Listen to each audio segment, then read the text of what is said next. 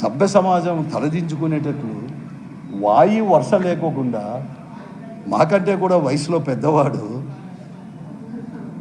6 సంవత్సరాలు పెద్దవాడు ఎట్లా మాట్లాడితే ఇంత కూడా సిగ్గు మమ్మల్ని వచ్చి దాని గురించి ఏమని కామెంట్ చేశారు. అందుకంటే సిగ్గుచేటు అనేది కూడా ఉందా అంటున్నాను. ఆయనే కాదు, ఆయనే కాకుండా ఎవరు మాట్లాడినా కడకు వాళ్ళ పార్టీ వాళ్ళు కూడా ఊరికే ఉన్నారు మీరేం చేయని చెప్పేసి ఒక మాఫియాను తయారు చేసుకొని ఒక అమాయకుల్ని ఏదో వాళ్ళ పార్టీలో ఉంటే ఉండొచ్చు, అమాయకుల్ని ఒక మాఫియా చేసుకొని మాటల దాడులు ఏం మాట్లాడు వాళ్ళ మాఫియాతో. అప్పుడు ఏదో అవుతుంది, నేను 10 రోజుల కింద రైతాంగ సమస్యలు మాట్లాడితే చేతనైతే బాధ్యత ఉంది కాబట్టి ఎందుకు తెలుగుదేశంలో ఎందుకు కాలువ శ్రీనివాసులు గారే మాట్లాడినాడు వాళ్ళ మీటింగ్లో. రైతుల యొక్క సమస్యలు ఎవరు కొనేవాళ్ళు లేడు, గిట్టుబాటు ధర కాలేదు, కొనండి సెంటర్స్ ఓపెన్ చేసి అన్నాడు. అదే విషయం నేను చెప్తే చేయాలా కానీ బాధ్యత పెట్టుకొని చేయకోకుండా లడంగో లఫంగో ఏం మాట్లాడు. ఈయన మాట్లాడేదే కాదు వాళ్ళతో కూడా మాట్లాడించి పాపం వాళ్ళని తయారు చేసి అమాయకులు తయారు చేసుకొని వాళ్ళతో మాట్లాడించుకుంటా వయస్సు ఈస్తని లేకుండా అందరిపైన ఒకరిపైన వాళ్ళ పార్టీ వాళ్ళు మాట్లాడినే పోతారు, ఇంకోరు మాట్లాడినే పోతారు, మంత్రులు మాట్లాడినే పోతారు. మరి ఎవరిని మాట్లాడి చేసి ఇదే వాళ్ళ సంస్కృతి. ఇది ఎక్కడ నేర్చుకుంది? ఏదో మాకు భూములు ఉన్నాయి, అవినీతి ఆరోపణలు చేస్తాను. నేను ఒకటి చెప్తాను, నేను కూడా ఎలక్షన్ నిలబడినాను 7 మార్లు ఎలక్షన్ మా తండ్రి గారు అంతా కలిస్తే 12 మార్లు మా ఇంట్లో 55 సంవత్సరాల్లో 12 మార్లు 67 నుంచి మా తండ్రి గారు శాసనసభ్యుడే 78 వరకు, మళ్ళీ 80 నుంచి శాసనమండలి సభ్యుడు, 89 నుంచి 96 వరకు కూడా పార్లమెంటు సభ్యులు 2 మార్లు, తర్వాత 96 నుంచి కూడా ఈ రాష్ట్రంలో తెలుగుదేశం పార్టీ అధికారంలో ఉన్నప్పుడు ఒకే ఒకడు మా పార్టీ నుంచి కాంగ్రెస్ పార్టీ నుంచి ప్రాతినిధ్యం వహించేటప్పుడు కూడా నేను గెలిచిన వాళ్ళం. 96 నుంచి 4 మార్లు పార్లమెంట్ సభ్యులుగా ఉన్నాను. నేనే 1 మారు వచ్చి శాసనసభ్యుడిగా ఉన్నాను. ఏమైనా ఉంటే మీరే కదా అధికారంలో ఉన్నారు, కేంద్రంలో ఉన్నారు, రాష్ట్రంలో ఉన్నారు, మీరే ఉన్నారు. ఎంక్వైరీ చేయండి, నేను సహకరిస్తాను ఎంక్వైరీకి. నా పైన నా కుటుంబం పైన మేము ఎప్పుడు భూములు మేము వచ్చి పెద్దగా కొనలే. 78లోనో 77లోనో మా తండ్రి గారు ఆయనకు వచ్చిన ఆస్తి, మా అమ్మకు వచ్చిన ఆస్తి, డ్యూటీలో ఆస్తులు అమ్మి ఆడ భూములు కొన్నాం. నాకెంత దేశమంతా ఏమి నాకేం భూములు లేవు, ఆడ చూసిన ఇంకోటి ఎక్కడ లేవు, ఆడుండేది అన్నీ కొండాయి. మేము 3 అన్నదమ్ములు ఈ పొద్దు కూడా కలిసి ఒకే ఇంట్లో, మా నాయన కట్టించిన ఇంట్లో 67, 68లో కట్టించిన ఇంట్లో అదే ఇంట్లో అక్కడే ఉన్నాం. అందరికీ తెలుసు. మీరు పిల్లప్పుడు నేను పిల్లప్పుడు ఉండేప్పుడు కూడా ఆడే ఉన్నాం, అందరికీ తెలుసు. 56 ఏళ్ళలో 57 ఏళ్ళలో అయింది ఆ ఇంట్లోనే ఉండి, అదే ఇంట్లో అదే గుణాదే అదే పునాదే. ఆ ఇంట్లోనే 100 రోజులు కూడా మీ కుటుంబ సభ్యులు కూడా రాత్రి కూడా పండుకొని పోయిన వాళ్ళు. మేము అంత పోయిన వాళ్ళు. మేము కొత్త ఇల్లు ఏమి రాలే, ఆడ కొత్తగా భూములు కూడా రాలేదు.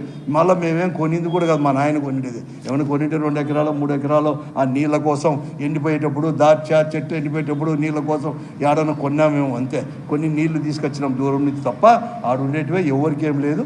ఎంక్వైరీ చేసుకోండి.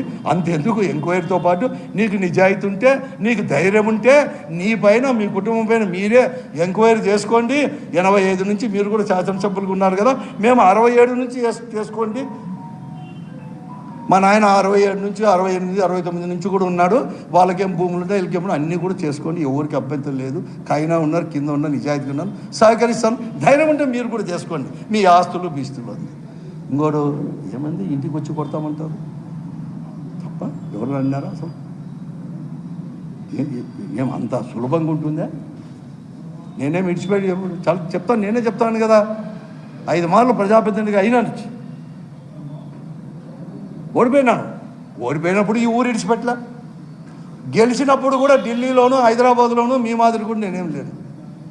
నేనేం ఎప్పుడు ఊరు విడిచిపెట్టలే. ఓడిపోయినప్పుడు ఇంట్లో నేను అదే ఇంట్లో ఉన్నాను. నేను గన్మెన్ కూడా ఓడిపోతాను, గన్మెన్లు కూడా తీసేస్తాను. నేను గన్మెన్లు కూడా మళ్ళీ కావాలని కూడా అడగాను. మళ్ళీ కారులో కూడా మీ మాదిరి 4 కార్లు 5 కార్లు పెట్టుకునే శక్తి కూడా లేదు ఈ పొద్దుకి కూడా. ఈ నిమాళ్ళు ప్రజాప్రతినిధికి అయినా కూడా 4, 5, 2 రెండోది కూడా పెట్టుకోలేము. ఒకనే పోతాను, లేకపోతే 2 పోతాం. నాకేం భేషజ్వాలాలు లేదు, ఏమీ లేదు, దాపరికం లేదు, ఏమీ లేదు. పీపుల్ ఆర్ గ్రేట్ అన్నట్టప్పుడు ఓడించినా గెలిపించినా కూడా మాతో ఇప్పుడు మేము ఖర్చులు పెట్టుకొని పోగొట్టుకుని పార్టీ నెక్స్ట్ ఈజ్ పార్టీ పెట్టుకోండి అంతే మేము అది అయ్యా అట్లా మీరు ఇంటికి వచ్చి బెదిరిస్తామంటే ఒక తూరు కాదు 2 తూర్లు మాట్లాడతాం. ఎందుకంటే మీ మాట నేను మాట్లాడను, ఎందుకంటే అందరు కూడా ఉన్నారు, మాకే కాదు ప్రతి ఒక్క కుటుంబంలో కూడా అక్కలు చెల్లెలు భార్య తమ్ముళ్ళు అందరికీ ఉంటారు. మీ మాదిరి మేము మాట్లాడేది కాదు, మాకు అట్లా లేదు, నేర్పిలేదు, ఎవరు మాట్లాడరు. మేము చెప్తాను, ఎప్పుడు ఇడిచిపెట్టలేదు. 94లో ఈ రాష్ట్రంలో అధికారం కాలిపోతే మీ అందరూ కూడా ఊరు ఇడిచిపెట్టిపోతే కడక మున్సిపల్ ఎన్నికల్లో కూడా నిలబడకపోతే ఇనానమస్కి వచ్చి వద్దు, బాగలేదు, పరిస్థితులు బాగలేదు, దౌర్జన్యమైన తెలుగుదేశం వాళ్ళది అని చెప్పేసి మీరంతా ఊరు ఇడిచిపెట్టి బెంగళూరులో పోయి వ్యాపారాలు చేసుకుంటూ సంసారాలు చేసుకుంటే ఆ రోజు రఘువీరెడ్డి గారు కానీ నేను కానీ ఇంకా చాలామంది కానీ కమ్యూనిస్టు వాళ్ళు కానీ ఆ రోజు మీ యొక్క దురాఘాతాలు కమ్యూనిస్ట్ పార్టీలు పోరాడినా కూడా అటువంటి దురాఘాతలే మళ్ళీ 94 నుంచి కూడా ప్రారంభమైన, ప్రభుత్వం మారినా పార్టీలు మారినా వ్యక్తులు మారినా అవే అవుతున్నాయని చెప్పేసి వారుతో కలిసి అంతా కలిసి ప్రజాస్వామ్యాన్ని కాపాడేదే కాకుండా మీ రాజకీయాన్ని కూడా మేము కాపాడినామయ్యా. నువ్వు మళ్ళీ 2004లోనే మళ్ళీ మీరు వచ్చి గెలిచినట్టు వచ్చి 2004లోనే ఆ తర్వాత మళ్ళీ కూడా 10 సంవత్సరాలు అధికారంలోకి వచ్చింది చేసింది. ఓడిపోయినప్పుడు పరిగెత్తుకొని పోయి బెంగళూరు హైదరాబాద్ ఎందుకు మాకు లేవడా, బెంగళూరు హైదరాబాద్లో ఎక్కడ ఇండ్లు పోయి పండుకొని కూడా లేవు, ఇదే ఉండేది, ఈడే ఉండాలి. ఆ తెలుగుదేశం మీరేమి లేరేడు జిల్లాలో ఏదో మాట్లాడుతున్నారు అంతా. కానీ ఎవరో తిన్నారు ఆ పొద్దు మేము తప్పు చేసింటే గట్టిగా మాట్లాడిండాల్సింది, వాయిస్ ఇచ్చిండాల్సింది, ఎందుకు అంత భయపడిపోవాలా? ఇచ్చినారు కదా మీ పార్టీ వాళ్ళందరూ, మిగతా వాళ్ళంతా ఇచ్చి మీకు కాపాడుకున్నారు కదా. అధికారం ఉన్నప్పుడు మాత్రమే మీకు ఇవన్నీ కూడా అందరినీ కొడతారు, అందరినీ తిడతారు, వ్యాపారాలన్నీ మాకే కావాలంటారు, జిల్లాలో అందరినీ చేస్తారు. మళ్ళీ కొత్తగా ఇప్పుడు ఇంతవరకు లేదు, కానీ ఇప్పుడు మళ్ళీ కొత్తది ఇది జాడ పట్టుకుంది, మాఫియాని తయారు చేసుకుంటున్నాడు, వాళ్ళతో మాట్లాడిస్తాడు. అమాయకులు పాపం, కౌన్సిలర్లు కావచ్చు, ఇంకోరు కావచ్చు, వాళ్ళని పట్టుకొని వాళ్ళతో చేసుకొని ఏదంటే అది మాట్లాడిస్తావా? అట్లా భయపడే వాళ్ళం కాదు ప్రభాకర్ రెడ్డి గారు. ఎవరికి భయపడం, నిర్భయంగా మాట్లాడతాం ప్రజాస్వామ్య పద్ధతిలో. ఏం రాజకీయాలు ఏముంది, దానికి ఏముంది? నేను కూడా 4 మార్లు గెలిచాను. తాడిపిత్రుల్లో కూడా మాకు కూడా ఓటర్స్ ఉన్నారు, మా పార్టీకి ఉన్నారు, వస్తాం తాడిపిత్రికి కూడా. రా, నువ్వు అనంతపురంగా మేము వద్దన్నామా? ఎప్పుడు ఎవరిని కానీ వద్దన్నాం అంటే అధికారులు ఏమి రాకూడదు అని శాసించేది ఏముంది? అసలు ప్రభుత్వం అనేది కూడా నేను చెప్తాను మళ్ళీ కూడా, ఎందుకంటే మీరు అడుగుతానని చెప్తాను. పోలీసు వాళ్ళకు కూడా నేను పోలీస్ డిపార్ట్మెంట్ కూడా చెప్తాను, IPS IAS ఆఫీసర్లకు అందరికి కూడా. ఏం మీరు లేరా? ప్రభుత్వం అనేది లేదా? అటువంటిది లేకపోతే మళ్ళీ మీరు ఎట్లా అధికారంలోకి వచ్చినారు? అదే పరిస్థితి ఉంటే ఎందుకు భయపడతాము?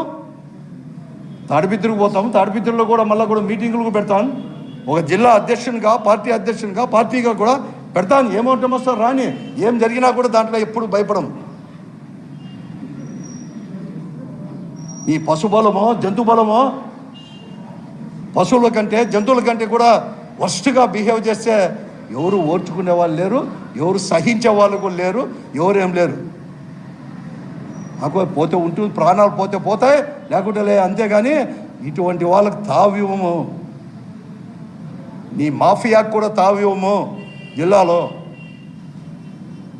నేను ఒకనే కాదు, నేనేదో పోటీ మొగని చెప్పడం లేదు, మా పార్టీ అంతా కూడా చెప్తున్నాను. అందరూ కలిసి ఆడే కాదు, ఆ నియోజకవర్గమే కాదు, ఏ నియోజకవర్గంలో అయినా కూడా అధికారం ఉన్నప్పుడు ఏ పార్టీ అయినా అధికారంలో ఉండిపోయి అటువంటి బిహేవ్ చేసిన వాళ్ళు ఈ పొద్దు ఏమైందో కూడా అందరికీ తెలుసు, చరిత్ర తెలుసుకోవాలా.